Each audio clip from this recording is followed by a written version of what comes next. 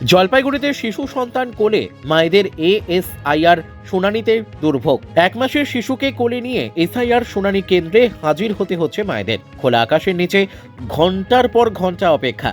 শিশু নিয়ে লাইনে দাঁড়িয়ে পড়ছে চরম ভোগান্তি। বৃহস্পতিবার জলপাইগুড়ির একাধিক শুনানি কেন্দ্রে এমন ছবি ধরা পড়ে। ইন্দিরা কলোনির কেন্দ্রে বেরুবাড়ির পিয়ালি চৌধুরী শিশুকে কোলে নিয়ে দীর্ঘ সময় বসেছিলেন। শালবাড়ি থেকে আসা ঝুমা রায়ও একই অভিযোগ তোলেন। উত্তরবঙ্গ সফরে থাকা নির্বাচন কমিশনের রোল অবজারভার সুব্রত গুপ্ত হয়রানির কথা স্বীকার করে জানান, প্রশাসন সমস্যা কমাতে চেষ্টা করছে। নামটা পিয়ালি চৌধুরী। কেন এসছেন? এসআইয়ের থেকে ডাক এসছে। গাড়ি কি আপনার নাম এসছে? হ্যাঁ, কি বলেছে? বলেছে এখানে আসতে হবে বিডিও অফিসে। তো এই যে এত ছোট একটা বাচ্চাকে নিয়ে এসছে, কতটা হয়রানি হচ্ছে? হয়রানি তো হচ্ছে, এখন এত দূর থেকে এসছি তা আমাদের ছোট বাচ্চা নিয়ে। কোথা থেকে এসছেন? বেরুবাড়ি থেকে।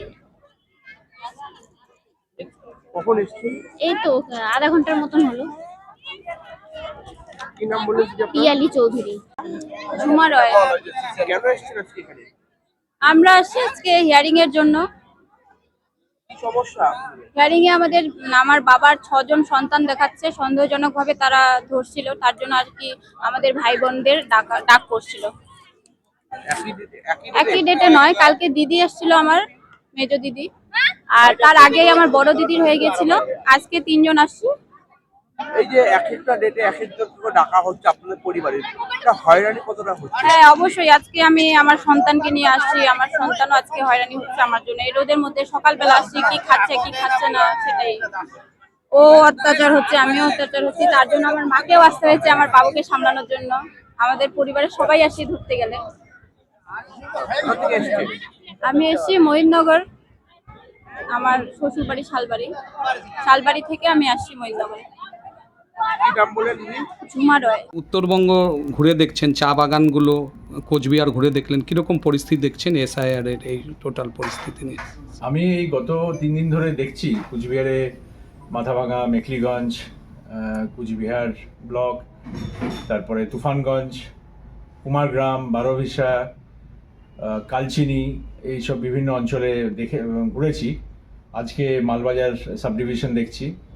আমার যেটা উপলব্ধি হয়েছে যে এখানে মানুষ খুব কোঅপারেট করছেন, তারা এসেছেন, এবং সব জায়গায় যেটা দেখছি, যেমন ধূপগুড়িতে, ময়নাগুড়িতে দেখলাম 99% অ্যাটেন্ডেন্স।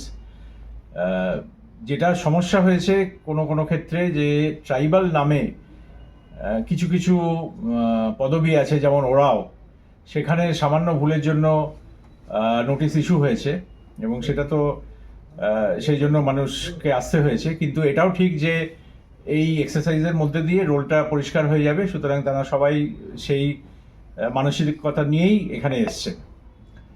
কিছুটা অসুবিধা হচ্ছে ভিড়ের জন্য, কিন্তু সব জায়গায় আমাদের প্রশাসন চেষ্টা করছে যাতে মানুষের অসুবিধাটা কমানো যায়।